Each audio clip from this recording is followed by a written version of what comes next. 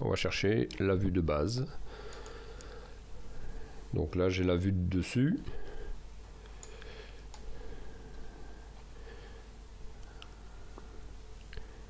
Au niveau de l'échelle, donc on adaptera tout à l'heure. Dès qu'on aura toutes les vues, on verra comment on peut repositionner tout ça.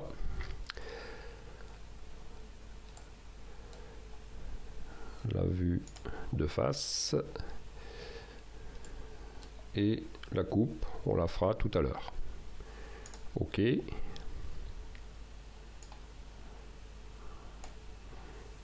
Donc je glisse simplement.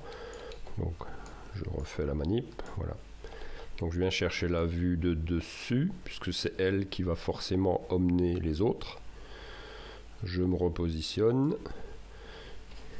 Et puis ensuite, on va pouvoir créer la coupe à partir de la vue de face.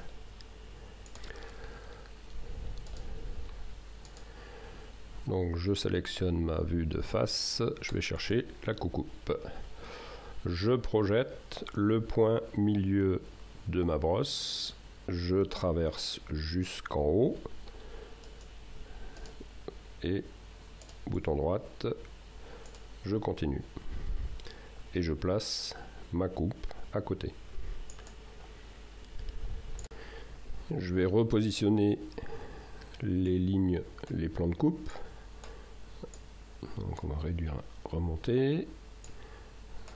Voilà, donc on prend le petit point qui apparaît au-dessus et en dessous pour repositionner le trait de coupe. Ensuite, je vais juste, parce que je vois l'échelle 0,17, si j'ai pas le choix, ben je reste en A4, sinon je pourrais aussi passer en A3. Je vais mettre 0,15. Voilà, ça réduit un petit peu. Donc là, c'est pas trop mal. Réduire encore, descendre un petit peu. Et il reste à mettre la vue 3D. Donc vue projetée. Voilà. Donc suivant la représentation que l'on souhaite, il suffit de s'orienter à gauche, en haut, à droite, en bas, hop, voilà, c'est ce qui m'intéresse. Alors souvent on veut la placer là, non, il faut d'abord la positionner, cliquer, et ensuite la déplacer. Bouton droite, je crée la vue, et je viens la positionner ici.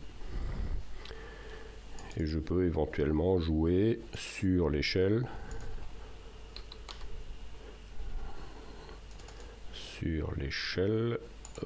de voilà, et déplacer un peu la coupe. Voilà, donc c'est exactement comme AutoCAD, hein, quand vous faites des mises en page.